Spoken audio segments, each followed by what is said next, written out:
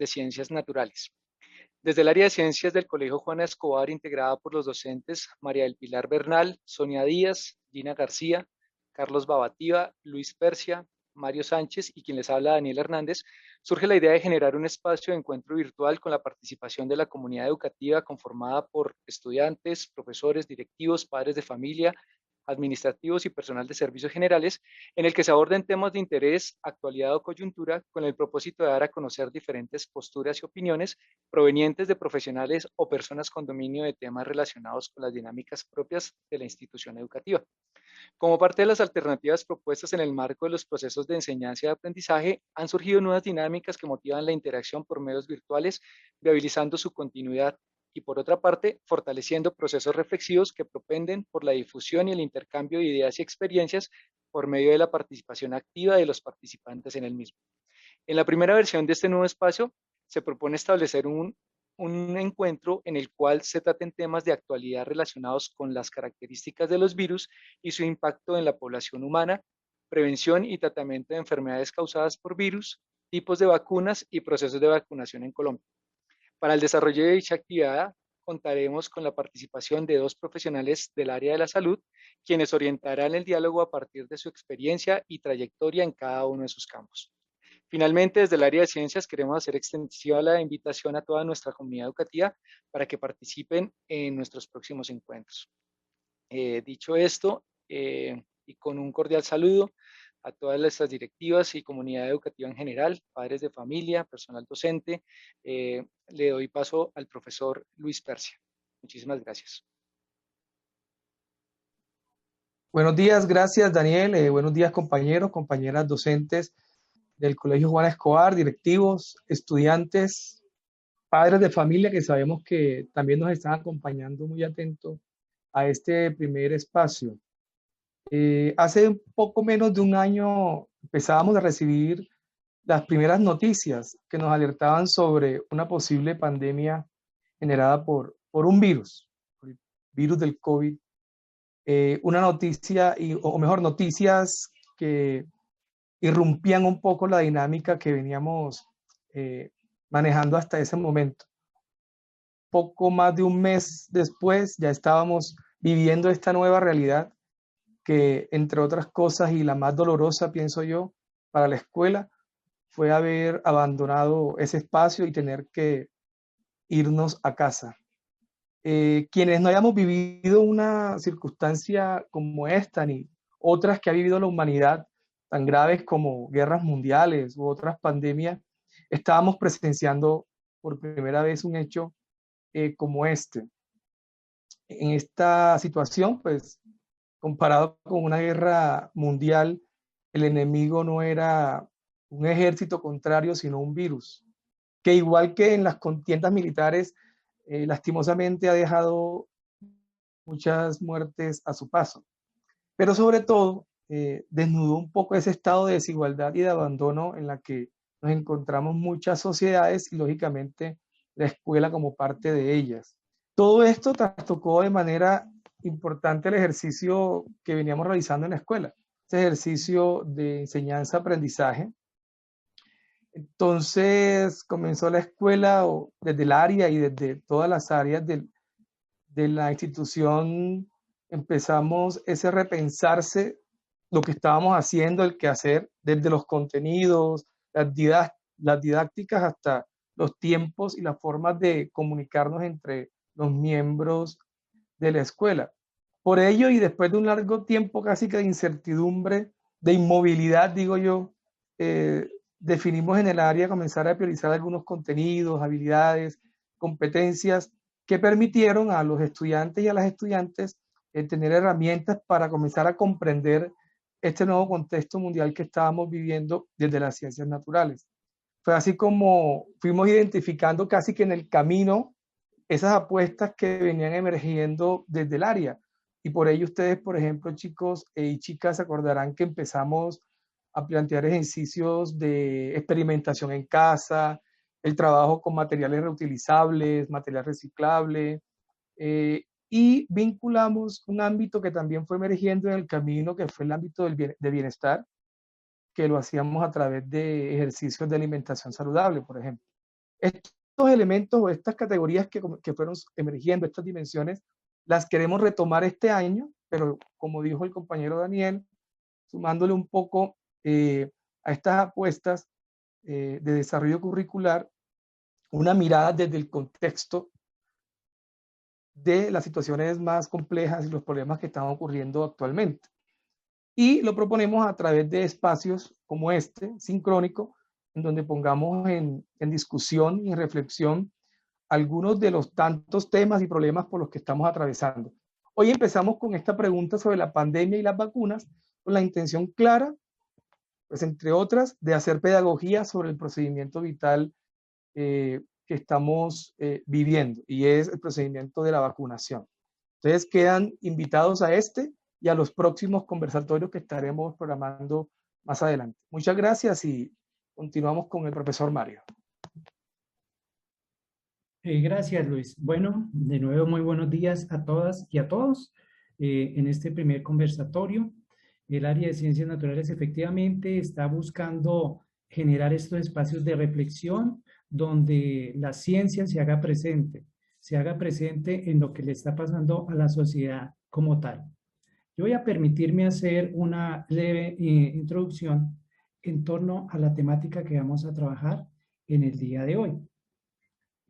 Ya que pues es importante para todos nosotros tener en cuenta los elementos que han venido trabajándose desde otros aspectos. Entonces,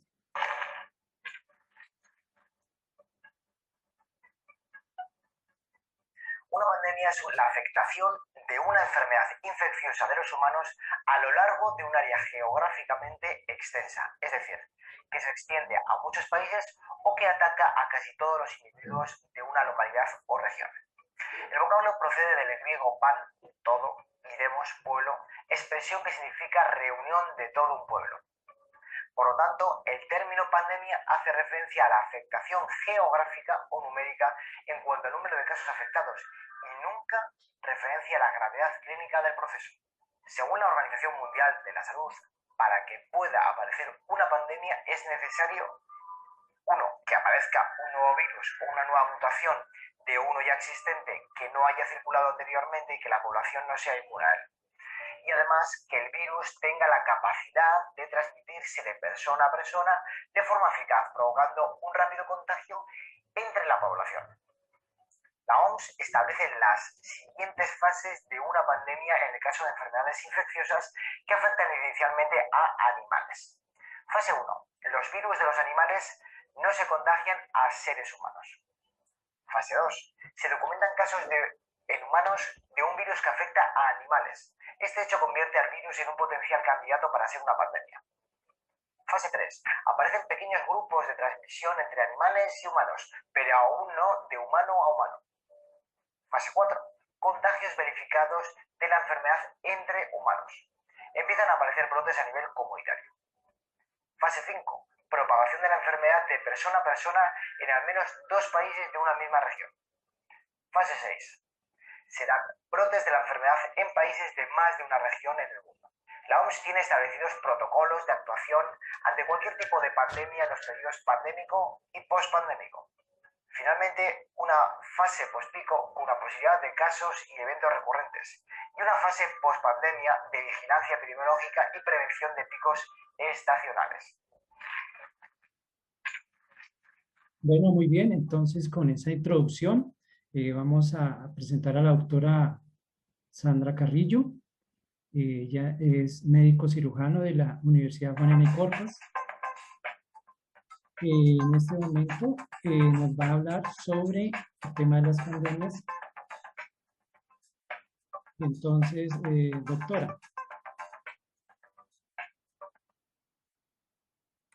doctora Carrillo. Buenos días, Mario. Gracias. Sí, me presento. Muchas gracias de antemano por la invitación. Espero, como dijimos al comienzo, que sean muchas más. Mi nombre es Sandra Milena Carrillo Ahumada. Soy médico egresada de la Juan N. Corpas, especialista en medicina laboral y salud ocupacional. En este momento trabajo con ARL en medicina laboral y pues de frente lo que son las enfermedades, la enfermedad ahorita como tal del COVID, como les estaba explicando, que se está manejando también como enfermedad laboral. Doctora. Entonces, pues por eso estamos manejando. Señor. Nosotros generamos una serie de preguntas como para enfocar la charla. De la manera como vamos a comprender, como vamos a entender esta pandemia. Entonces, la pregunta como tal, me voy a permitir leerla, es la siguiente. ¿Cómo actúa el virus? ¿Qué impacto genera y qué secuelas puede generar en el cuerpo humano luego de su contagio? Donde pues usted ya debido a esta situación ha tenido una amplia experiencia. Entonces, doctora, tiene la palabra, por favor nos ilustra. Bueno, hice una pequeña presentación. Primero voy a contextualizar un poquito de qué es un virus. Bueno, entonces, los virus son muy pequeños, son mucho más pequeños que las bacterias. Por eso no se pueden ver, tienen que ser con microscopio.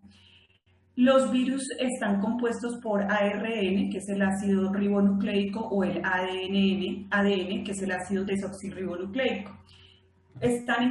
Pueden poseer proteínas y estar encapsulados, o pueden poseer únicamente una membrana celular, ¿sí? Se producen e infectan dentro de la célula. Un virus únicamente, o sea, un virus para que pueda infectar, debe tener una célula viva, ¿sí? Por eso es importante que los virus penetren cualquier tracto o cualquier membrana o mucosa del cuerpo para que pueda infectar. Si está únicamente en la piel, él no infecta, porque la piel tiene muchas capas de células muertas que no dejan que pase y no infecta. Es necesario que sea por vía respiratoria o alguna herida abierta. Como decía anteriormente, están compuestos por ADN o RNA. Los virus que tienen DNA necesitan que al ingresar al hospedero,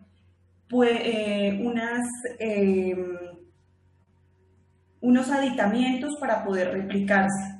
Y estas células o esta energía la consigue de las células del hospedero, mientras que el RNA trae ya consigo estos aditamientos, como son las enzimas de polimerasa o genes que ya poseen información genética y al tener contacto con las células del hospedero, infectan sin ningún problema y se replican de manera más rápida. Esa es una de las razones por las que el virus el coronavirus se replica mucho más rápido y su forma de infectar es mucho más rápida que otros virus. Los medios de contagio del virus puede ser por contacto directo o contacto indirecto. Por contacto directo requiere que sea una persona de persona a persona, besos, abrazos, contacto sexual, o contacto vertical, que es de la madre al hijo en el estado de gestación. Y la transmisión de contacto indirecto ocurre por medio de superficies contaminadas, vectores, en este caso insectos, roedores, pulgas. Ese es un contacto indirecto o una transmisión indirecta. Voy a hablar un poquito rápidamente del sistema inmune. El sistema inmune tiene, digámoslo así, como dos partes, uno innato y el otro adaptativo. El innato es el con el que todos nacemos y está compuesto por 4 armas. La primera son una serie de células, las células blancas, entre ellas están los macrófagos, y los macrófagos se dedican como a fagocitar, a comerse todas las células malas y a limpiar nuestro organismo de todas esas células que pueden ocasionarnos enfermedades en el cuerpo. Luego viene un sistema complementario que son 20 proteínas más o menos que están ubicadas en el hígado. Ellas luego se desplazan o se liberan en la sangre y en el resto de tejidos, y también nos protegen y crean algo de memoria y avisan al resto del sistema inmune para que nos protejan. Luego los interferones, que también hacen parte de este sistema inmunológico innato, producen ciertas proteínas y ciertos receptores en las células infectadas para que finalmente las natural killers o las células asesinas destruyan estas células que los interferones han marcado que están infectadas con los virus. Cuando el sistema innato no da abasto porque la replicación del virus es tan alta, entonces entra nuestro sistema adaptativo. Entonces este sistema adaptativo está compuesto por anticuerpos o las células B. Estas células reconocen los virus en el organismo y van a producir lo que llamamos anticuerpos, que es la manera como se reconoce o como el sistema inmune va a matar, por decirlo de alguna manera, las células que también están enfermas, que también están malas. Y empiezan a generar también un sistema de memoria para que más adelante, cuando el cuerpo tenga nuevamente contacto con un virus, ya no lo deje entrar y ya lo destruya antes de que ese virus genere enfermedad en el cuerpo. En este sistema adaptativo, las células que generan esa destrucción se llaman células T o células CTL, por las siglas en inglés. Ellas analizan los fragmentos de las proteínas en las células y destruyen, igual que las natural killer, las células que están infectadas. En ese orden de ideas, pues los virus tienen que ingeniárselas para, obviamente, engañar a todo nuestro sistema inmune y generan entonces unas proteínas a nivel del virus y en el sistema inmune, y eso hace que bloqueen la producción de interferón, que son las que reconocen, como explicábamos anteriormente, los virus y las marcan para que el sistema inmune genere toda la cascada del sistema inmunológico y vayan a matarlas.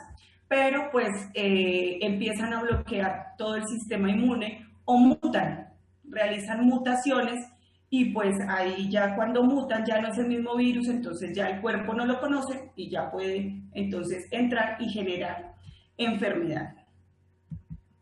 Bueno, vamos a hablar más exactamente del SARS-CoV-2, como se conoce técnicamente, que es el mismo coronavirus o COVID-19, como lo hemos llamado en este tiempo. Entonces, se identificó por primera vez en la ciudad de Wuhan en el 2019. Se presentaron infecciones neumónicas con casos atípicos, cambios en las radiografías que nunca se habían visto y de una intensidad grave, pues que llegaba a ser mortal. Se identificó como un coronavirus que es muy similar al virus SARS, que también causó muchas enfermedades graves en el 2003, sobre todo en Asia. Los coronavirus son virus de ARN, como les explicaba anteriormente, se replican mucho más fácil en el cuerpo y recibe su nombre de coronavirus porque la capa es como una corona, entonces por eso reciben el nombre de coronavirus. Hay muchos coronavirus que son responsables de resfriados comunes, pero no severos. Pueden causar enfermedades mortales, el SARS, el MERS, que también en su tiempo fueron epidemias graves, pero pues no llegaron a ser pandemias como lo es en este momento el SARS-CoV-2. Las características del virus, permítame un segundo. Entonces, el virus tiene una parte variable del genoma. Se ha encontrado que lo que está causando realmente la virulencia alta en los seres humanos es que tiene un receptor de la proteína S y esa proteína se une a las células del huésped y ocasionan una replicación muy alta, por lo cual hay tanta carga viral que ocasiona una enfermedad que puede ser severa y en muchos casos mortales. Al liberarse o en el interior de las células, ellos en el citoplasma liberan el ARN y producen pues toda la carga de polimerasa que tiene el virus, los péptidos, y empiezan a infectar. Luego salen de la célula e infectan otras células y así se replica de una forma bastante rápida. Bueno, al principio se creía que el coronavirus había sido creado, había muchas hipótesis, que había salido de un laboratorio, que había sido por accidente, pero pues en este momento la hipótesis más clara es que, es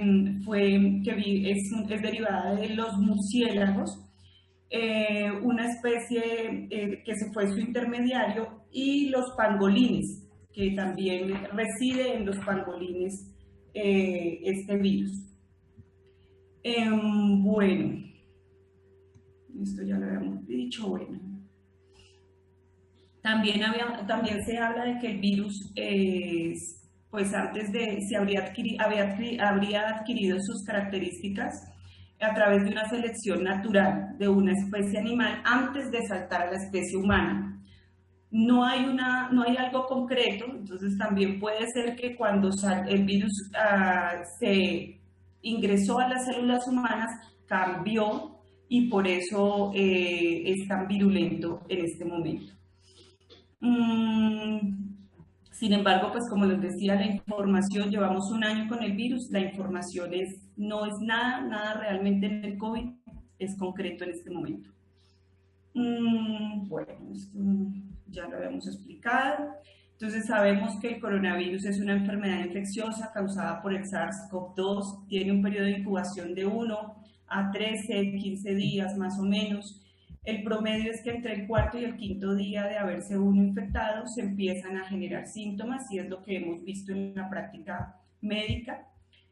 Su transmisión definitivamente es por vía directa, persona a persona, lo que llamamos goticas de flujo, cuando las personas estornudan, contacto con otra persona que esté infectada, darle la mano a otra persona, o con superficies que estén también infectadas. De origen zoonótico, como ya lo habíamos explicado. Y los grupos más vulnerables realmente son las personas mayores de 60 años y con enfermedades crónicas. Los síntomas principales, fiebre, tos seca, fatiga, producción de secreciones, dificultad para respirar, dolor de garganta, dolor de cabeza, mialgias, que son dolores musculares, artralgias, dolores articulares, diarreas en muchas ocasiones. En mi práctica como tal, lo que más se presenta es la tos, la fatiga. La gente lo describe como un cansancio increíble, que definitivamente no los deja ni parar de la cama. Y es una de las secuelas que más perdura y que más ha aparecido, que más tiene repercusión. Los casos de severidad no son tan altos, son un 5%, y de ese 5% de casos críticos que entran a UCI por una neumonía grave, más o menos entre el 1 y el 3% realmente son mortales. El resto, el 95% restante, son casos, el 15% severos, que necesitan terapia de oxígeno y necesitan hospitalización, pero no llegan a UCI. El otro 40% son neumonías que pueden ser tratadas de forma en casa, de forma en el hogar. Y el otro 40% son los casos leves de personas que incluso son asintomáticas o únicamente les da como si fuera una gripa normal. Las complicaciones de los casos del COVID en pacientes hospitalizados. Cuando el paciente está hospitalizado y está en UCI, que requiere una intubación, por lo general los pacientes hacen falla renal, falla multiorgánica, salen incluso con diálisis por falla renal, y pues ya lo último es la muerte realmente. Los casos que salen y las personas que digamos que superan el caso crítico, e incluso los que tienen únicamente un caso moderado, pueden quedar con afectaciones como dolor de cabeza, mareos. El Guillain-Barré es una enfermedad neurológica que se produce una parálisis de toda la parte de sus músculos, empezando desde la parte de los pies hacia arriba. Puede ser también una secuela. Ageusia, que es la pérdida del olfato, la anosmia, que es ageusia, que es la pérdida del gusto, y la anosmia, que es la pérdida del olfato. Dolores articulares y dolores musculares, como ya les decía, eventos cerebrovasculares, confusión. Hemos visto casos de personas que tienen alteraciones de memoria y no recuerdan cosas. En la parte renal tenemos infecciones renales agudas por proteinuria, mucha secreción de proteínas en la orina y secreción de sangre en la orina. También tenemos alteraciones hepáticas, gastrointestinales como diarrea, náuseas, vómito, dolor abdominal. Tenemos pacientes con trombosis venosa profunda, tromboembolismos pulmonares, con cardiopatías, arritmias, isquemias cardíacas, con hiperglicemias, cetoacidosis, y en muy pocos casos se ven, si pocos pacientes, tal vez yo he tenido 2 o 3, con alteraciones dermatológicas en la piel y difíciles de manejar, la verdad, difíciles de manejar. En la parte respiratoria, los pacientes pueden quedar con bronquitis. Tengo pacientes que no tienen 6 meses y todavía no recuperan su voz, tienen una afonía crónica, aún no la recuperan y ha sido bastante dispendioso, terrible, porque realmente no lo logran. Entonces, digamos que estas son como las secuelas que presentan, pero no tenemos, digamos que un tiempo de cuánto pueden presentarse esas secuelas. Hay personas que al día siguiente o a los 3 días ya están perfectos y no tienen secuelas. Hay otros que duran 2, 3, 4 meses y otros que aún tenemos que no han superado estas secuelas. Doctora. Sí. Gracias, doctora. Sí, muy interesante. Yo creo que ya está redondeando. Para darle paso a la otra profesional. Igualmente, creo que ya hay muchas preguntas que la doctora las está respondiendo, ¿cierto? Y van a haber unas que van a aparecer en el chat. Entonces, doctora, si me permite, redondea la presentación para continuar en otro aspecto de la charla. Muy interesante. Igual, como les digo, en este momento ya pueden en el chat del Face hacer sus preguntas. Yo ya estoy viendo algunas preguntas que la doctora Carrillo ya implícitamente está respondiendo. Y vamos a terminar, a redondear esta parte, doctora Carrillo.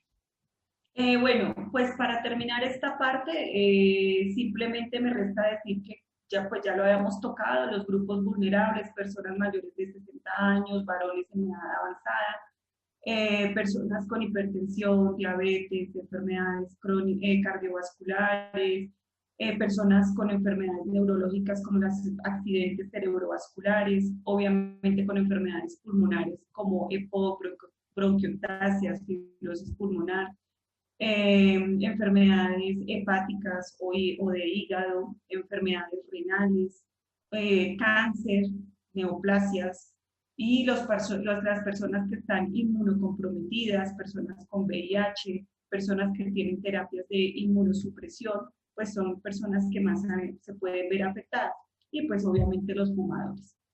¿Listo? Ok. Y pues... Ok, doctora, muchas gracias. Bueno, entonces le recomendamos las preguntas, pueden irlas haciendo en el chat, la profe Sonia, la profe María del Pilar, en algunos momentos. En algunos momentos pues nos empezarán a socializar las preguntas que están haciendo desde el chat. Doctora, por favor termina la presentación. Y entonces les decía que pueden ir haciendo sus preguntas. Tratamos de una vez lo de las vacunas o más adelante. Más adelante, doctora. Ya podemos cerrar la presentación y ya le volvemos a dar paso. Muchas gracias. Bueno, listo, muy bien. Gracias, doctora, en su primera intervención. Bueno, entonces recordemos, pueden ser este conversatorio, lo podemos ir también llevando por sus preguntas en el chat. Ya las profesoras Sonia y María del Pilar, como les digo, están tomando atenta nota a este tema. Por otra parte, los vamos a invitar a llenar una encuesta de asistencia que nos va a servir más adelante para insumo de próximas charlas y de todo esto. Pero en el fondo acá que vemos mucha ciencia, el desarrollo de la ciencia aplicada de la tecnología. Para dar paso a a nuestra segunda invitada, la doctora Mónica, me voy a permitir hacer una leve introducción sobre un tema también muy importante, que está relacionado ya como tal con la puesta a punto del proceso que estamos viviendo en este momento.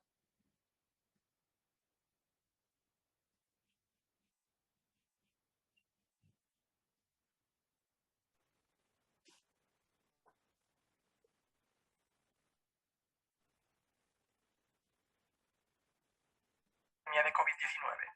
Vamos a ver un resumen de las opciones. Cuando aparece un nuevo virus, generalmente pueden ocurrir dos cosas. O bien se interrumpe su transmisión y se erradica por completo, o bien el virus se propaga y acaba por infectar a la mayoría de la población.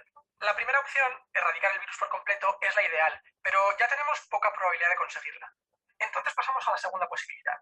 El virus se extiende por el mundo. Al principio, los contagios siguen un crecimiento exponencial y se concentran muchas infecciones en muy poco tiempo. Aquí es donde los países implementan las medidas de distanciamiento físico o de confinamiento, para cortar las cadenas de transmisión del virus, evitar el colapso de los hospitales y salvar vidas. Pero, ¿qué pasa cuando se levanta el confinamiento? Por desgracia, si el virus sigue circulando, volverá a propagarse rápidamente por la población susceptible. El virus dejará de propagarse cuando logremos la inmunidad colectiva, es decir, cuando la mayoría de las personas estén vacunadas o hayan adquirido inmunidad natural. Cuanta más gente tenga esa protección individual, menos opciones tiene el virus para saltar de persona en persona, estableciendo nuevas cadenas de contagio.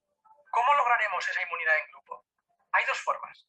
La primera forma es vacunar, pero va a pasar como mínimo un año hasta que se desarrolle una vacuna eficaz y segura contra el coronavirus. La segunda forma de adquirir inmunidad es superar la infección de manera natural. Si desarrollas COVID-19 y te recuperas, tu cuerpo guarda en la sangre anticuerpos que te protegen contra la reinfección, al menos durante varios meses. Entonces, ¿qué opciones tenemos? Primera, podemos estar confinados hasta que haya una vacuna, pero esto serían muchos meses y no es práctico. Segunda, podemos relajar y volver a apretar las medidas de confinamiento en un tira y afloja para ir exponiendo a la población paulatinamente a la infección, sin volver a saturar los hospitales. Esto tiene sus riesgos y es difícil llevarlo a la práctica. Tercera, podemos mantener algunas medidas de distanciamiento físico, pero a la vez introducir miles de test de diagnóstico en toda la población, para identificar rápidamente las nuevas cadenas de contagio y aislar selectivamente a las personas infectadas y aquellas con las que hayan tenido contacto reciente. Esta última opción probablemente sea la más segura para ganar tiempo.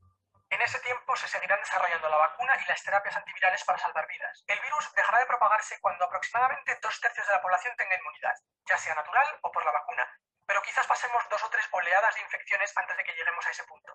Al final es probable que el virus se quede entre nosotros y vuelva de forma estacional, como la gripe, pero también es probable que evolucione hacia una forma menos peligrosa, ya que la selección natural no favorece a los patógenos letales. Suscríbete al canal para seguir informados sobre la crisis del coronavirus. Bueno, muy bien. Entonces, este es el preámbulo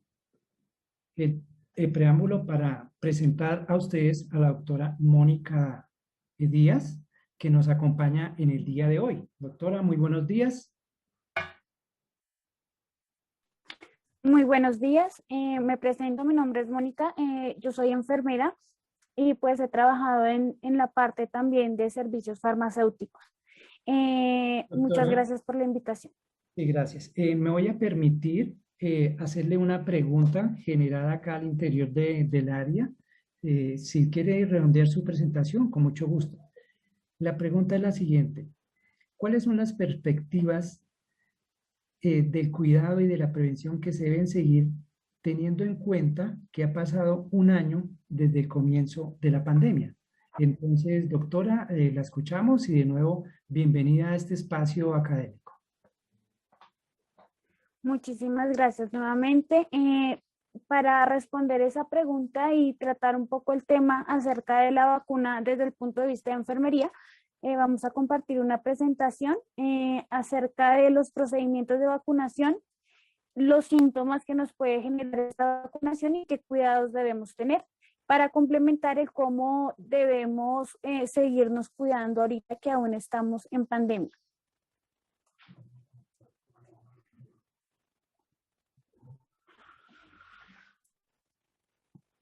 Entonces, para empezar, vamos a aclarar unos conceptos básicos que vamos a usar durante la presentación.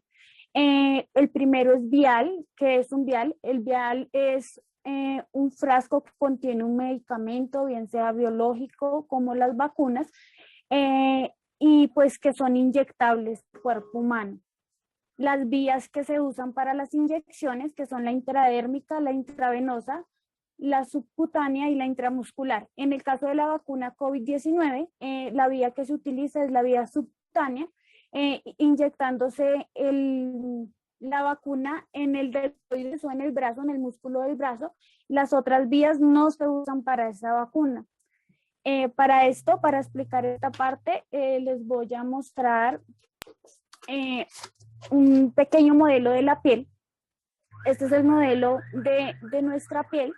Y básicamente la manera en la que se divide es en 3 capas, que está la epidermis, que es la capa superficial de la piel, la dermis, que es la capa media donde encontramos vasos sanguíneos, la hipodermis, donde está el tejido graso o adiposo, y finalmente está el músculo.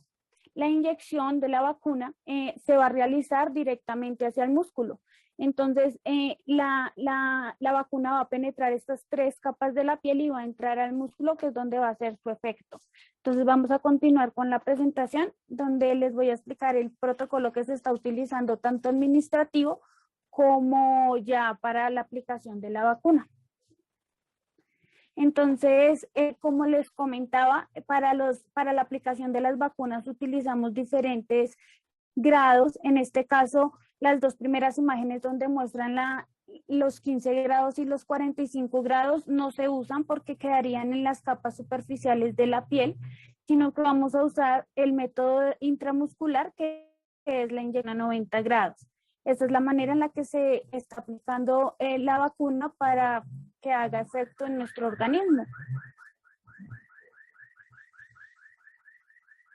Entonces vamos a empezar con el procedimiento. Está el procedimiento administrativo. En el procedimiento administrativo, pues básicamente es lo que hacen las IPS para tener un control acerca de la vacuna.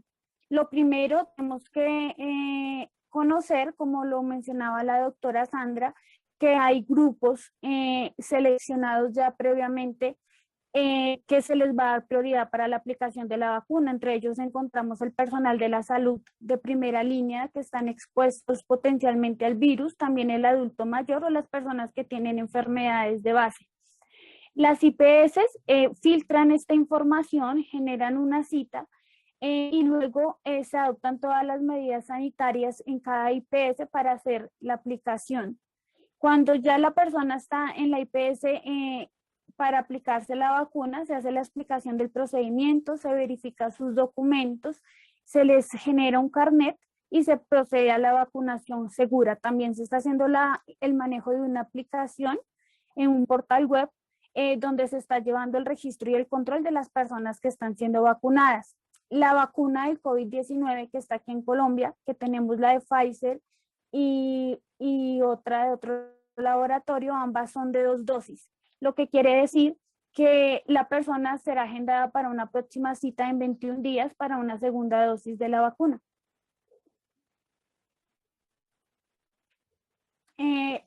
Antes de aplicar esa vacuna, se debe hacer un protocolo o se debe hacer algo con esa vacuna. La vacuna viene en un estado de ultracongelación. Ellas llegan ultracongeladas a una temperatura inferior a los 70 grados. Entonces el personal sanitario directamente empieza a hacer la preparación de esta vacuna. Para ello pues se deben descongelar, se deben mantener a una temperatura entre los 2 y 8 grados. Una vez se descongelan, se reconstituye, vienen en una presentación para reconstituir y esto se hace con solución salina. Reconstituir es aplicar un líquido, en este caso solución salina, que nos va a ayudar a que la vacuna esté lista para aplicar. y luego se procede a almacenar en otros congeladores donde ya se va a tener en los consultorios para poder hacer la aplicación. Entonces ahí vemos el procedimiento directamente ya desde la parte de enfermería. La parte de enfermería debe tener pues sus elementos de protección personal, obviamente, como ya conocemos, guantes, gorro, tapabocas y bata para hacer la aplicación de esta vacuna. Antes de aplicarla debemos hacer lo que ya les comentaba, hacer la reconstitución de la vacuna. El vial aproximadamente alcanza para 5 dosis de 0.3 centímetros de cada vacuna o de cada vial que estamos utilizando. Se extrae esa cantidad de medicamentos, se descubre el brazo del paciente. Obviamente antes de eso se le hace la explicación de los posibles efectos adversos, los cuales ya les comentaré. Se hace la limpieza de la zona del deltoides, como les comentaba, en la parte del brazo. En la gráfica número 3 estamos viendo el lugar donde se hace la aplicación y en la gráfica número 4 estamos viendo que se debe inyectar por vía intramuscular, como ya les comentaba, es la aplicación que se debe hacer en un ángulo de 90 grados. Bueno, algunos efectos secundarios más comunes que mencionaba también la doctora Sandra pueden ser el dolor, la hinchazón de la zona donde se aplica la vacuna, el enrojecimiento, también cansancio en el cuerpo, escalofríos o dolor de cabeza. Esos son los síntomas más comunes. Cuando se hace la aplicación de la vacuna, se vigila a la persona por 30 minutos, evitando que haga reacciones alérgicas inmediatas. Eso nos permite controlar las aplicaciones también y los efectos secundarios para irlos documentando. También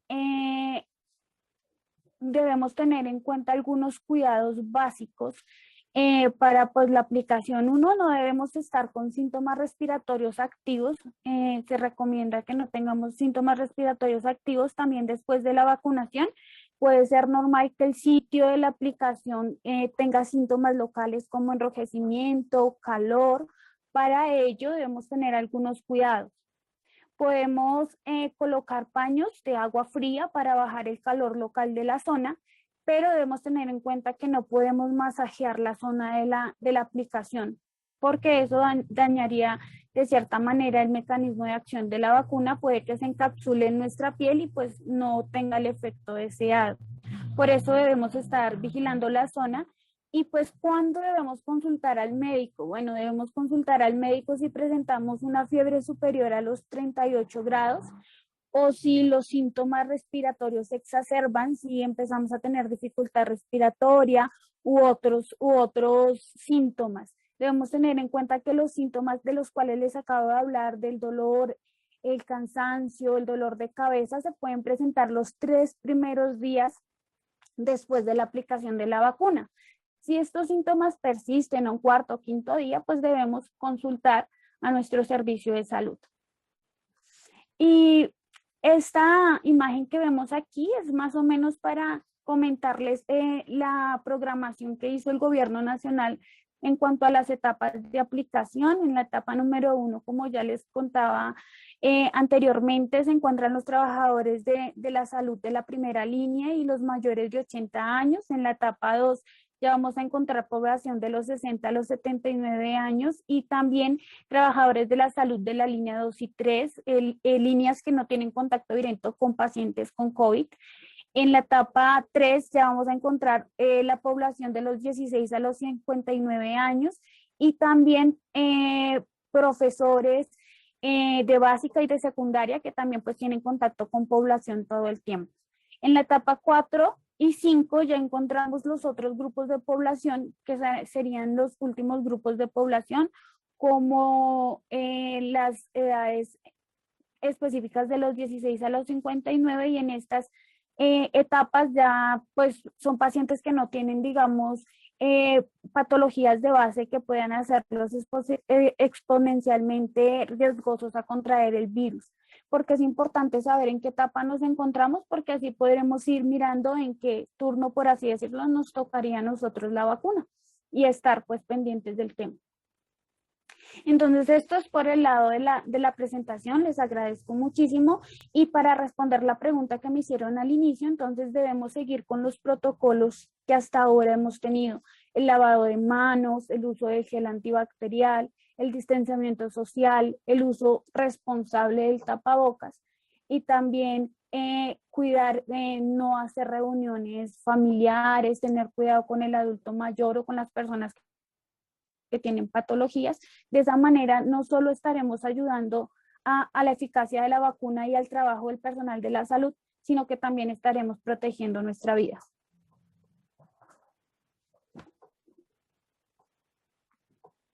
Ok, doctora Mónica, muchísimas gracias. Bueno, además de las explicaciones que hemos recibido, a mí me han sacado de grandes dudas tanto la doctora Carrillo como la doctora Díaz en torno al tema de las vacunas. En este momento le voy a dar la palabra a la profe Sonia, que yo creo que ya en el chat ya ha encontrado algunas preguntas de participantes, estudiantes, padres de familia e invitados a este conversatorio.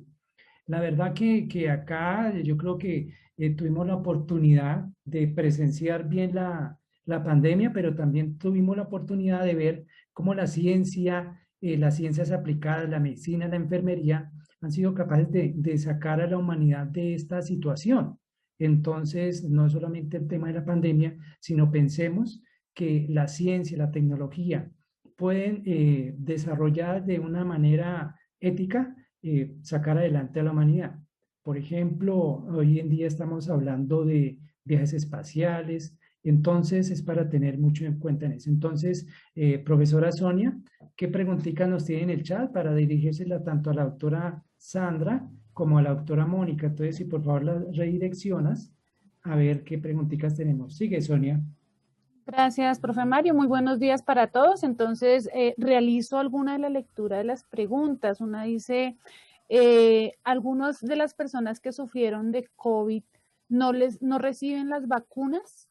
Es una de las preguntas. De pronto, ¿quién pudiera respondernos? Bueno, en este momento las personas que llevan ya, o sea, que recientemente han sufrido de COVID no las van a vacunar. Van a esperar más o menos de 5 a 8 meses, que es lo que se considera que dura la inmunidad después de que uno se ha infectado. En primera instancia no se van a vacunar los que ya están infectados, pero que llevan menos de 8 meses, que es lo que se considera que es el sistema inmune tiene respuesta. Muchísimas gracias, doctora Carrillo. Una segunda pregunta dice, doctora, disculpa, ¿qué pasa si a algunas personas no les llega a servir la vacuna?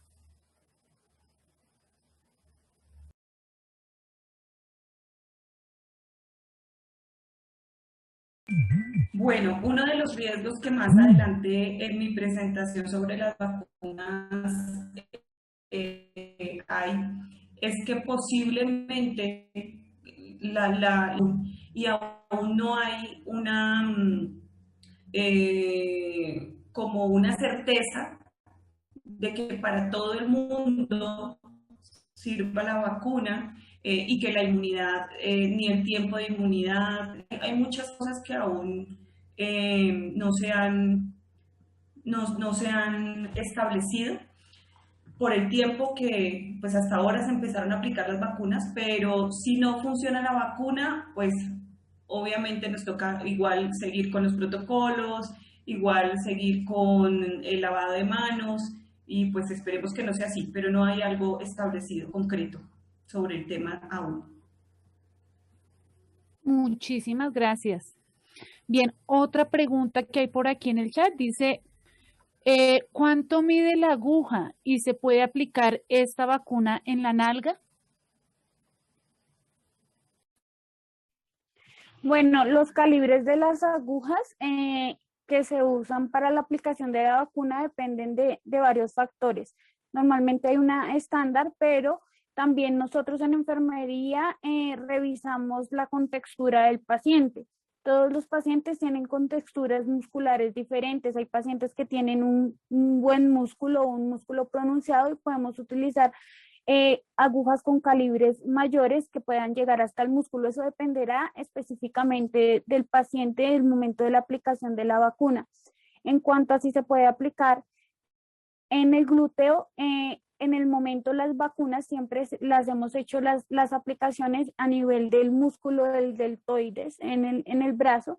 Ese es el protocolo que hay para la aplicación de vacunas en este momento y pues específicamente para la COVID-19.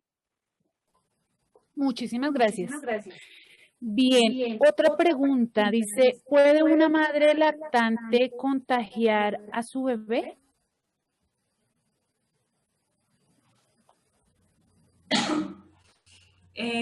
Sí, porque es una manera de, es una secreción, por decirlo de alguna manera. Sí, podría contagiar a su bebé, una madre lactante.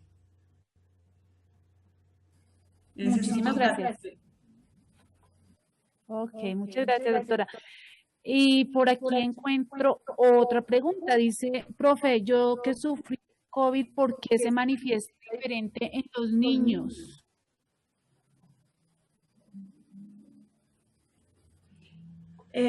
Sí, en los niños menores, sobre todo los menores de 16 años, los síntomas son leves. Está en estudio de cuál es la causa de por qué los menores de 16 años, digamos que no se ven tan afectados. Son muy escasos los casos de niños que han presentado el virus de forma severa. Pero todo esto también está en estudio de cuál es la causa de por qué los niños no tienen ni siquiera a veces síntomas. Muchísimas gracias, profe Mario. Se me dirá si seguimos leyendo otras dos preguntas que tenemos. Yo creo que bueno, voy a aprovechar y la voy a leer. Dice, doctora, ¿qué pasa si a unas, permítame, la leo bien, dice, mi pregunta es ¿por qué no hay vacunas para los menores de 14 o 16 años si más o menos en esta edad se sufre mucho de gripas? La respuesta es, hay vacunas para gripas como la influenza que ya están comprobadas en menores de 16 años. Esas vacunas ya están en fase 4 y más allá, entonces sí hay vacunas para otras gripas, para neumonías, que también, para neumococos que causan también neumonías y casos severos. Hay vacunas para menores de 16 años. En el caso del coronavirus COVID-19, no, porque no ha habido tiempo realmente, no se ha establecido el tiempo para poder probar que funcione en este rango de edad, en esta población. Entonces, por ahora, realmente la vacuna, como les he dicho, está aún en estudio y pues se está aplicando es porque es una pandemia y necesitamos disminuir los índices de mortalidad, pero por precaución y prevención, menores de 16 años no se va a aplicar vacunas. Ok, doctora, muchísimas gracias. Queda por aquí otra preguntita, la última que voy a hacer en esta sección. Dice, ¿qué pasa si algunas personas no se ponen las vacunas? Pues realmente el colocarse una vacuna es algo de libre albedrío. Cada quien, si quiere colocársela, se la puede colocar. Si no se la quiere colocar, no se la coloca. Pero pues la idea de las vacunas es generar una inmunidad y que evite que haya una enfermedad y que siga el contagio de persona a persona, que disminuyan los contagios y por ende pues y se pueda parar la pandemia. Entonces, pues si hay personas que no se coloquen la vacuna, pues el virus no va a parar de replicarse y pues vamos a continuar en el mismo ciclo en el que estamos. Muchísimas gracias, doctora Sandra y doctora Mónica, muy amables por la respuesta. Entonces, profe Mario, le doy paso. Antes, recordarles que nuevamente se va a poner el enlace para registrar su asistencia en el chat. Gracias. Gracias, Sonia. Bueno, muy bien. Para la segunda parte de las preguntas que generamos desde el área de ciencias naturales, tanto a la doctora Mónica como a la doctora Carrillo, hago una pequeña preámbulo. Resulta que además de la situación médica que ha significado esta pandemia, hay algún tipo de desinformación a nivel social. Entonces, inicialmente voy a hacer la pregunta a la doctora Carrillo para después hacerle la segunda pregunta a la doctora Mónica. Entonces, doctora Carrillo, ¿qué diferencia hay entre los diferentes tipos de vacunas? Ya que uno escucha diariamente en las noticias o en la gente, en la común, que dice que llega una vacuna americana, que los chinos tienen otra vacuna, que en Alemania están desarrollando otra vacuna. Entonces, no sabemos si la vacuna es la misma o por qué hay tantos tipos de vacuna. Esa es la primera pregunta. Y la segunda es fortuito que los que tengan la vacuna sean los países que tienen desarrollo científico, como tengo entendido que es Estados Unidos, tengo entendido que es Alemania y pues naturalmente China. Esa es una pregunta que hemos generado al interior del área, pues con el énfasis de mirar cómo la ciencia efectivamente produce un desarrollo sociocultural. Entonces, doctora Carrillo.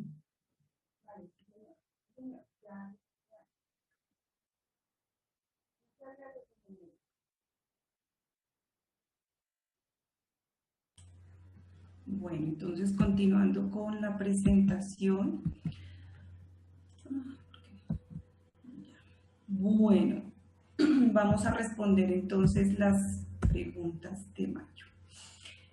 Bueno, las vacunas, como ya lo estábamos hablando anteriormente, son necesarias para crear memoria en nuestro sistema inmune y evitar que se propague la enfermedad, ¿sí? El problema de los virus es que los virus mutan demasiado rápido y pues por eso, por ejemplo, en la influenza, cada año o cada 2 años sale una vacuna diferente, porque el virus muta y hay que estar vacunando a la gente con el nuevo virus. Entonces, esa sería como la causa. Tenemos varias vacunas. Tenemos vacunas, unas se llaman unas vacunas de virus vivos atenuados, vacunas muertas o inactivas, toxoides, vacunas subunitarias o conjugadas, vacunas de RNA mensajero, que es realmente lo nuevo en esta pandemia, lo que ha generado mucha polémica. Es este tipo de vacuna que es la que está generando o la que está haciendo Pfizer en este momento. Vamos a explicar rápidamente todos los tipos de vacunas. Los virus vivos atenuados, estas vacunas se producen, como su nombre lo dice, se realiza a base del virus vivo, se coloca o se hacen cultivos celulares en embriones de animales también, se pasan muchas y muchas veces hasta que el virus no se muere, pero se inactiva. Y queda una parte o una molécula del virus para la vacuna que es capaz de generar anticuerpos, pero no generar enfermedad en el huésped, ¿sí? Entonces, estas son las vacunas de virus vivos atenuados. Es una de las vacunas o las que generan más protección por lo menos que las de virus muertos o inactivos.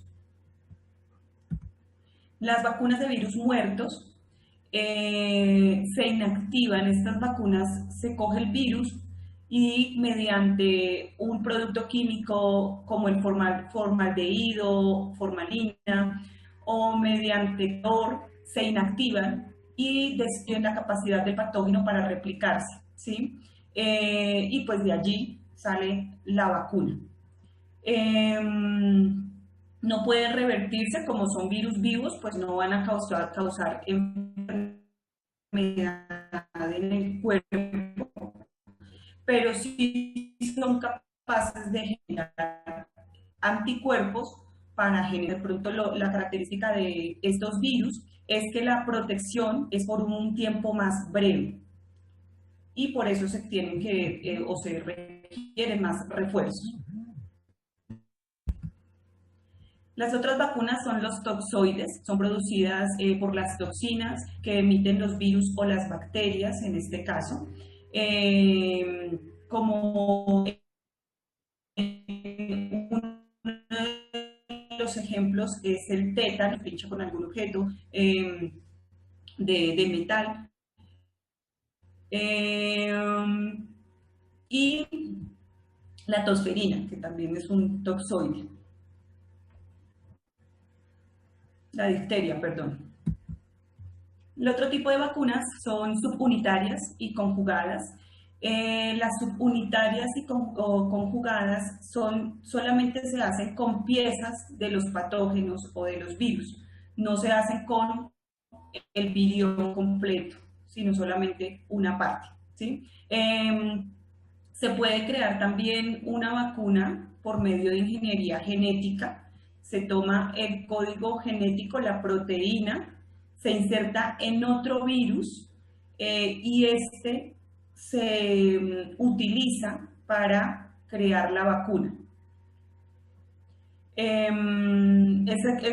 Estos estudios se han hecho sobre todo en el virus del papiloma humano, la hepatitis B, son vacunas subunitarias. Y tenemos también las vacunas conjugadas, son vacunas recombinantes, se producen utilizando la combinación de dos componentes diferentes, el recubrimiento de una bacteria y la proteína de otra químicamente, y la proteína químicamente se enlaza con la proteína portadora, se combinan y esto produce la vacuna. Un ejemplo de esta es la vacuna contra el neumococo. Y vamos a hablar un poquito más detalladamente de las vacunas con RNA mensajero, que son las vacunas de Pfizer en este momento, que es la que tenemos en el país. Entonces, la tecnología del ARN mensajero, su nombre técnico es la vacuna BNT162B2 y su nombre comercial Comirnaty. Estas vacunas están basadas en un ARN mensajero monocatenario. Se ha empleado en ensayos clínicos y preclínicos desde hace décadas, entonces no es algo muy nuevo, ya llevamos tiempo en ensayos, pero realmente no se ha utilizado aún. Esta es la primera vez que se utiliza una vacuna de ARN mensajero. Produce una potente respuesta protectora, sobre todo se ha utilizado en ébola, zika, gripa e incluso en estreptococos. Los ensayos clínicos y preclínicos se han hecho en estos virus y pues se ha demostrado que tiene una potente respuesta protectora. Sobre todo en los últimos días o en los últimos años también se han hecho ensayos contra el VIH. De hecho, últimamente se avisó que salió un artículo donde al parecer ya hay vacuna contra el VIH, está en la última fase y parece que es a base de un ARN mensajero. ¿Qué ventajas tenemos con el RNA mensajero? Es relativamente más económico que otro tipo de vacunas. Permite diseñar una vacuna en un tiempo récord. Una vez se conoce el genoma o el patógeno, es mucho más rápida diseñar la vacuna y por eso también digamos que se ha hecho esta vacuna en un tiempo mucho más rápido, a pesar pues de los estigmas y las dudas que hay, pero esta es la razón.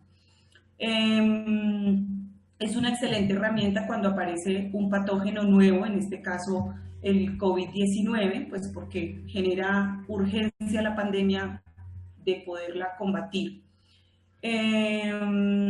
La rapidez es un beneficio mayor que el problema de su inestabilidad, ¿sí? Entonces, el generar una vacuna para disminuir la mortalidad, pues creo que hay que sopesar riesgo-beneficio y esto es una de las cosas también que es una ventaja del virus.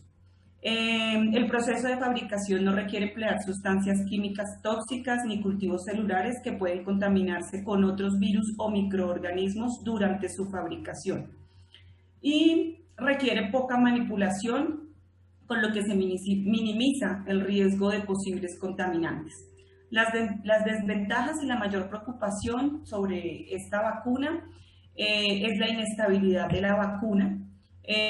su baja eficiencia para introducirse en las células para que produzcan el antígeno. El ARN puede estimular reacciones inmunológicas de tipo inflamatorio, como ya lo dijo la doctora, que son como los efectos secundarios de la vacuna. Y estos factores de pronto han limitado el desarrollo de estas vacunas.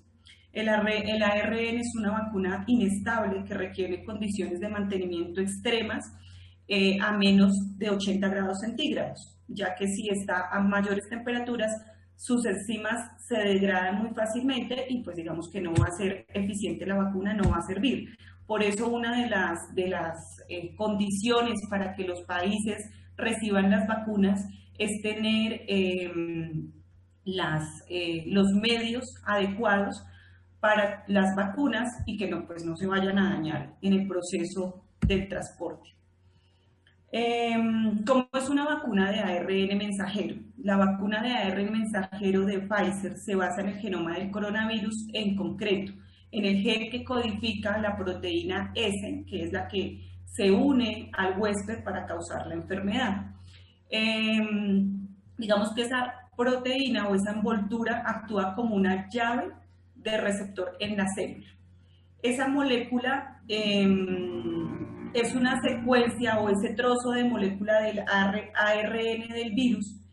Esa secuencia se ha modificado para aumentar su estabilidad y facilitar que la célula sea capaz de leerla, traducirla, sintetizarla y pues en ese momento crear los anticuerpos en el organismo o en el hueso. Es una vacuna, como ya se ha dicho, que se aplica de vía intramuscular. Son nanopartículas que se fusionan con la membrana de las células musculares y liberan sus cadenas de ARN en el citoplasma de las células.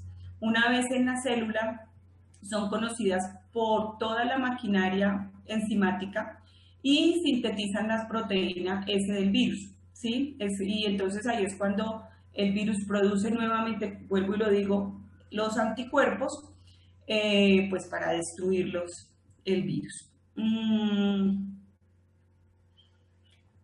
Y de esta forma pues ya producir una potente respuesta de anticuerpos neutralizantes que reaccionan contra varias partes de las proteínas S del virus. Las apariciones de variantes genéticas con mutaciones puntuales en el gen de la proteína S es probable que no afecten la eficacia de las vacunas, pues porque esta vacuna de ARN mensajero actúa directamente en la proteína S. Entonces, si las mutaciones no tienen variaciones en este gen, digamos que esa vacuna nos serviría también para ese tipo de virus que se mute. Una de las preguntas o una de las interrogantes es si estas vacunas realmente son seguras.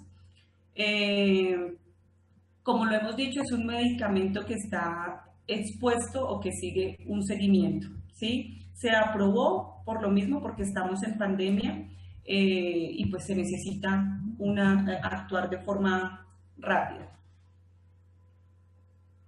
Ok, listo. Puede tener efectos adversos leves, como el dolor de cansancio, el dolor muscular, efectos frecuentes, enrojecimiento en el lugar y la inyección de las náuseas, y efectos poco frecuentes, inflamación de ganglios, malestar, dolor, insomnio, pero son muy raros. Reacciones alérgicas por ahora no conocemos, por lo mismo que esta es una vacuna nueva. Y rápidamente vamos a explicar la vacuna rusa. Es la primera vacuna registrada en el mundo a base de una plataforma basada en vectores adenovirales humanos. Voy a explicarlo rápidamente. Simplemente a base del adenovirus, que es un virus que tenemos hace muchos años y que causa gripa, se inserta el virus en ese vector, se considera el adenovirus como un vector, y en el vector se transforma el virus para que genere anticuerpos y a base de esto se ha realizado, de esta forma se ha realizado la vacuna rusa, que también es una forma nueva de vacunas, es algo nuevo y por eso también se ha criticado mucho esta vacuna. Sí se dice que es seguro para el sistema inmunológico, que genera una reacción de anticuerpos rápidamente. Es eficaz también.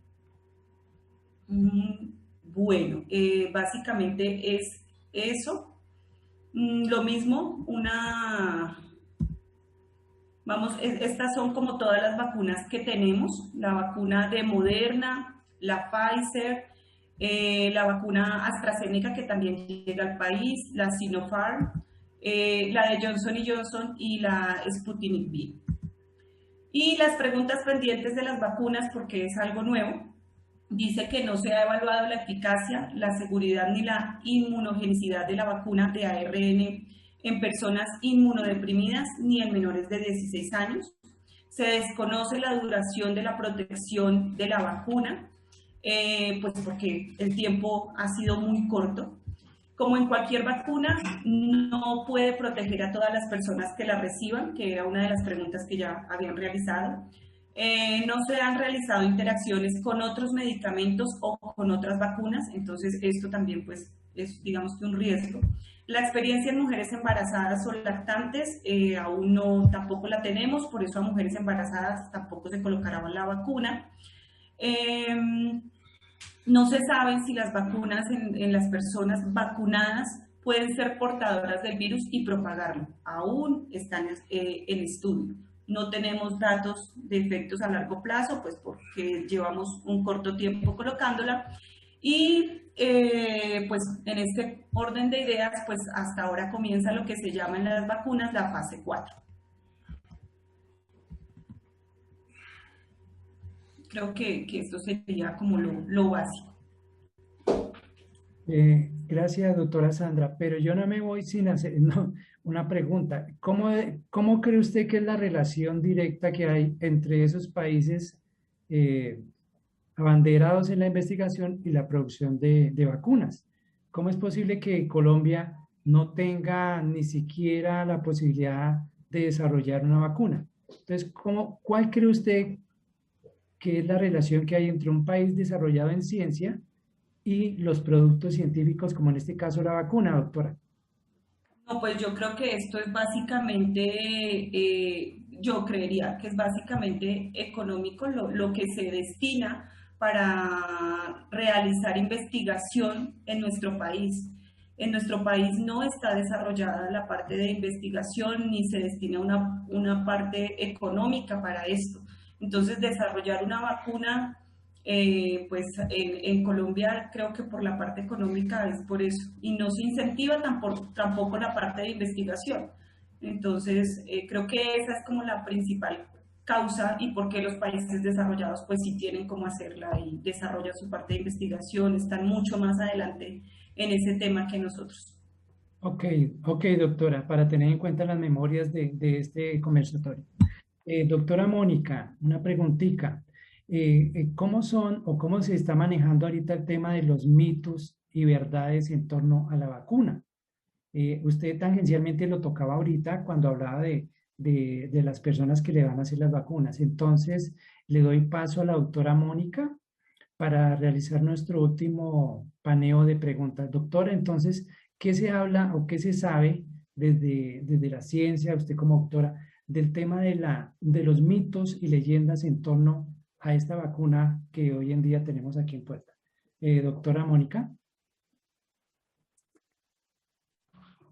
Bueno, muchísimas gracias.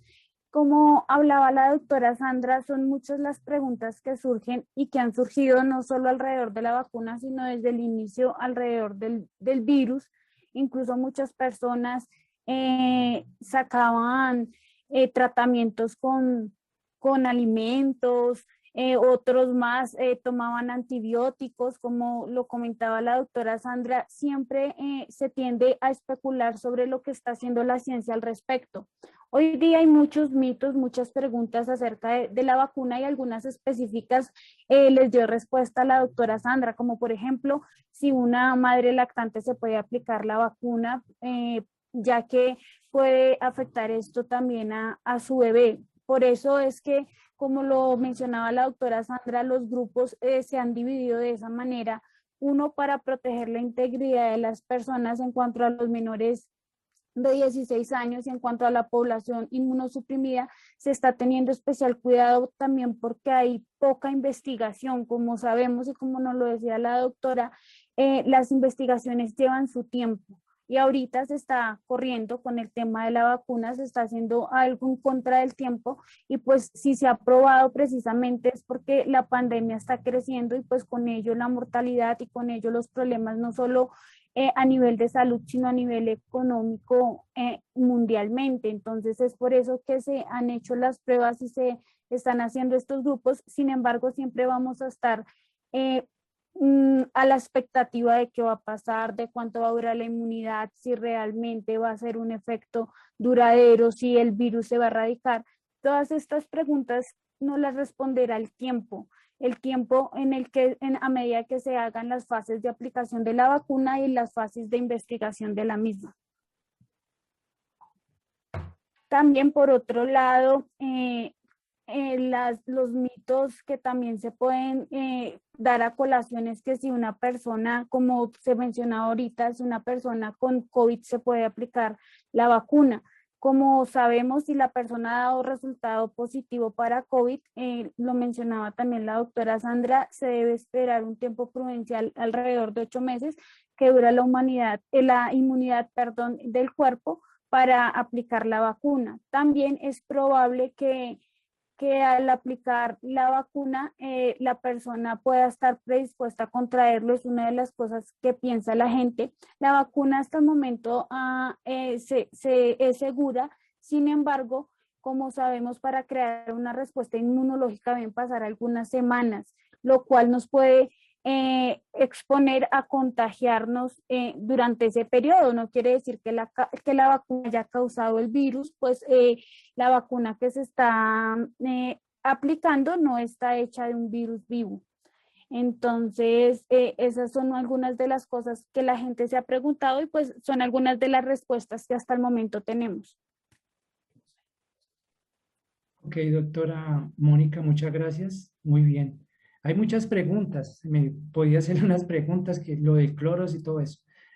Vamos a ver, profe Sonia, ¿cómo vamos de preguntas? ¿Qué preguntas tenemos para darle el redondeo, la parte final a este conversatorio, el primer conversatorio que hemos tenido del área de ciencias naturales? Les recuerdo que pueden hacer sus preguntas, las demás pues trataremos de transmitirla, y este Facebook Live será colgado en la página de YouTube para que más adelante lo puedan consultar, ya que es contemplado como un documento científico y académico. Entonces, profe Sonia, ¿qué otras preguntitas tenemos en el chat? Sí, profe Mario. Bueno, aquí tenemos otra preguntita. Dice, ¿las personas que han sufrido de COVID presentan alguna inmunidad contra la enfermedad?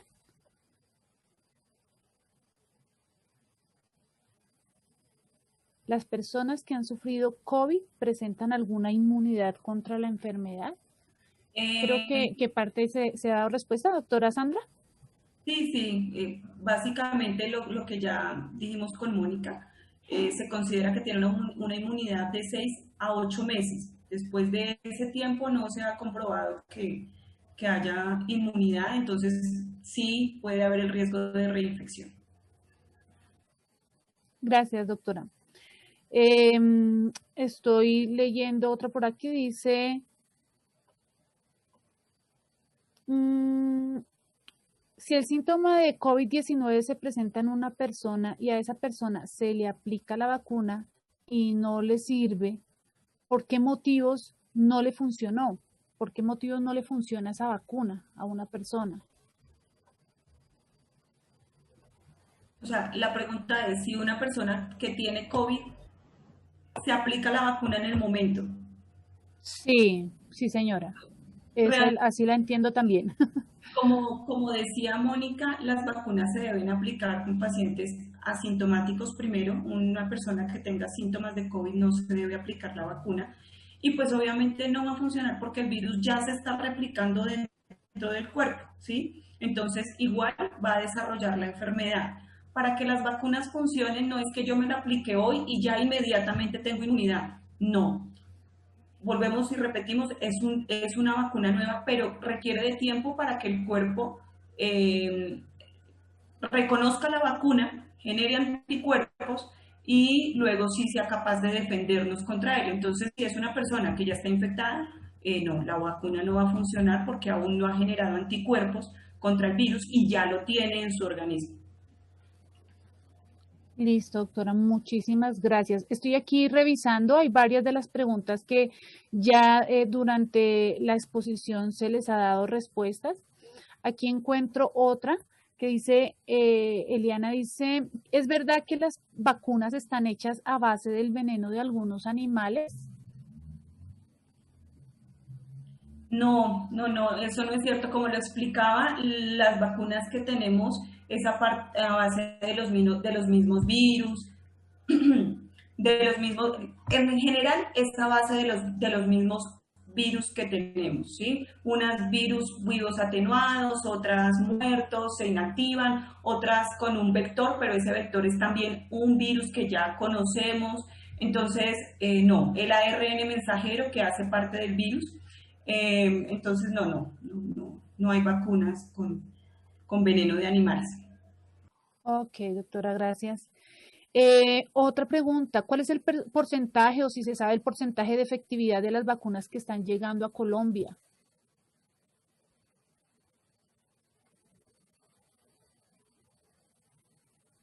Las vacunas de Pfizer, por ejemplo, hay estudios que han demostrado que la efectividad es del 95%, que son seguras, lo cual quiere decir que sobre un 100% de la población, el 95% va a estar seguro de no contraer el virus. Como ya habíamos dicho alrededor de la presentación, aunque existan porcentajes experimentales, por así decirlo, sobre lo que se sabe ya de la vacuna, pues es algo que debemos esperar a medida que se vaya vacunando, se hacen estudios, se hacen ensayos clínicos, también se hacen encuestas respecto a los efectos adversos y lo demás, lo que determina la seguridad de una vacuna, que es lo que conocemos como las fases, en donde sabemos algo más completo, una información más completa acerca de la vacuna. Gracias. Por aquí hay una que dice que si se le pueden aplicar las vacunas a los bebés, pero también se había dado información que a menores de 16 no se estaba vacunando, ¿verdad? Bien, otra preguntita dice, ¿es verdad que si uno se aplica la vacuna después de un tiempo uno se puede enfermar o morir? Como lo hemos, sí, de no morir, pero sí, la vacuna, como ya lo dijimos dentro de las grandes incógnitas que hay, es que no sabemos cuánto es el tiempo de inmunidad de la vacuna. Y como es un virus que está mutando, pues posiblemente vamos a requerir de más, de otra vacuna en 1 o 2 años, posiblemente sea así. ¿Sí? Entonces, pues no es que se vaya a morir uno, pero sí después de cierto tiempo puede perder inmunidad y volverse a infectar. Ok, esa está relacionada con otra que estaba aquí abajito sobre la inmunidad de la duración. Entonces, pasamos a otra. Dice, las personas que tengan COVID y se apliquen la vacuna van a tener los mismos síntomas de una persona que espera la releo. Dice, las personas que tengan COVID y se apliquen la vacuna van a tener los mismos síntomas. Bueno, aquí hay algo y es que ya nos mencionaron que una persona con COVID no debe aplicarse la vacuna, ¿sí? No sé si la pregunta de pronto va un poco referenciada a que cuando si alguien se aplica la vacuna va a tener los mismos síntomas como si tuviera el virus. Sí, los síntomas van a ser los mismos porque ya tiene el virus. Entonces, sí, van a ser los síntomas del virus. Ok, otra preguntita, dice, ¿hay posibilidad de que el virus mute en una persona que se ha vacunado y de pronto con el tiempo se reinfecta?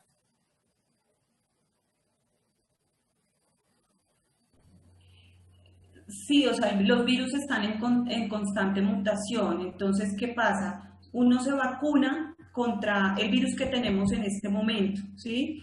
El virus dentro del organismo no va a mutar, ¿sí? Pero en otra parte cambió el virus y vuelve a nuestro organismo, pero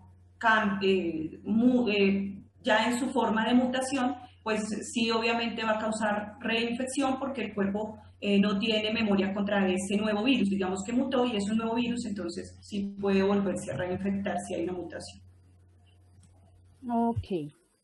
Dice, en el futuro la vacuna del COVID quedará implantada, en el plan de vacunación, supongo yo en el esquema de vacunación que tenemos todos, o solo es por la pandemia.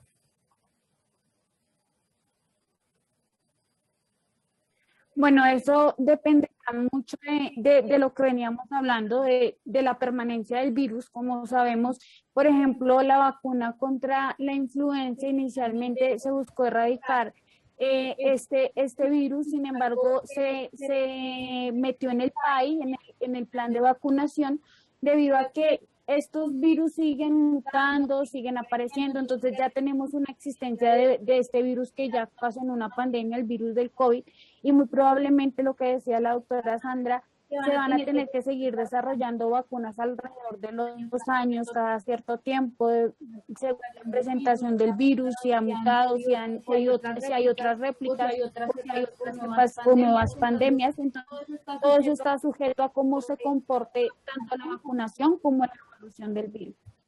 Muchas gracias. Doctora Sandra, doctora Mónica, muchísimas gracias por las respuestas que nos han dado, y pues varias de las preguntas que no se leyeron es porque dentro de la exposición quedaron explícitas. Ahora damos paso al profe Mario para hacer el cierre a este conversatorio. Muchísimas gracias. Gracias, profesor. Bueno, por favor, un minutico, doctora Mónica, un minutico, doctora Carrillo, para que pues nos manden un mensaje a la comunidad educativa del Colegio Juan Escobar, sus familias y allegados. Entonces, le doy primero la palabra a la doctora Mónica, de antemano con muchísimas gracias. Entonces, doctora Mónica, cuando termine, toma la palabra la doctora Carrillo y damos por concluido nuestra actividad del día de hoy. Doctora Mónica. Bueno, primero pues agradecer el espacio para aclarar un poco las dudas que nos ha surgido alrededor de esta pandemia. Es algo que nos ha tomado por sorpresa en muchos aspectos, también en el área de la salud. Hubo un gran revuelo con la aparición de esta pandemia, por eso cabe resaltar que debemos seguir con los cuidados. El mensaje es más hacia el autocuidado. Yo creo que una de las vacunas más eficaces es el autocuidado y el cuidado responsable de nuestros seres queridos, nuestro lavado de manos, nuestra higienización, porque pues si no somos responsables, por más que la ciencia avance y nos brinde soluciones, hay personas que no van a querer aplicarse las vacunas, hay otros que van a estar escépticos, y estas personas quizás puedan estar abriendo un foco para que el virus se propague más y pueda seguir haciéndonos daño. Entonces es más como el llamado a la autoconciencia, al autocuidado, a seguir siguiendo los protocolos, valga la redundancia, que ya hemos expuesto. Y pues de antemano agradecerles por el espacio y por la oportunidad de compartir de pronto alguna información acerca de esta nueva enfermedad.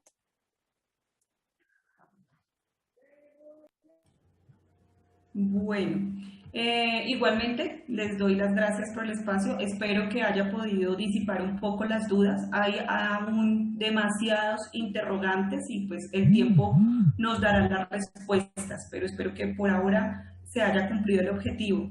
Lo mismo, creo que realmente el mensaje es seguirnos cuidando entre nosotros, el distanciamiento social, lavado de manos, el tapabocas, pues para que más adelante podamos hacer pues nuestra vida, entre comillas, lo que llamábamos normal en medio de esta pandemia.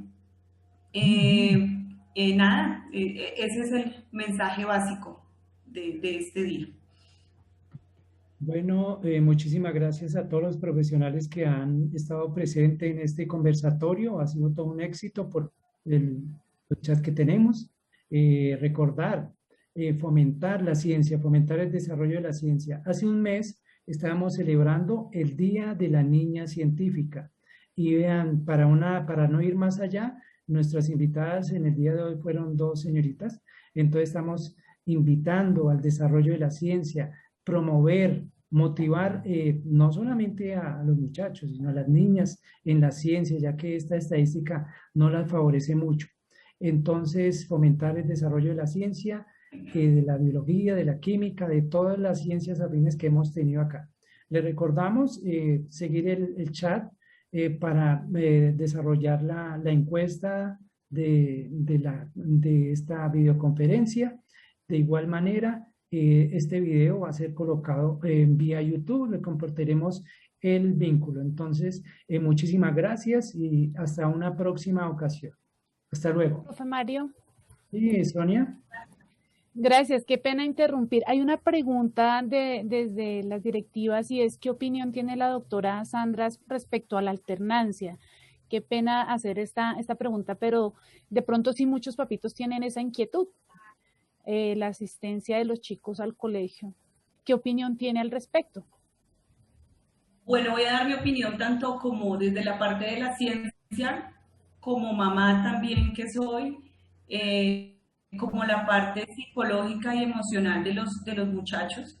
Yo creo que sí, que se debe realizar la alternancia con todos los cuidados de bioseguridad, porque más allá de, obviamente tenemos que cuidarnos físicamente, pero tenemos que también pensar en la parte emocional también de las personas. Durante esta pandemia se ha visto que las enfermedades psicológicas y psiquiatras se han disparado de una manera increíble y creo que eso es por la falta también de interactuar con el resto de personas. Entonces sí creo que con las medidas de bioseguridad es bueno realizar la alternancia en los colegios.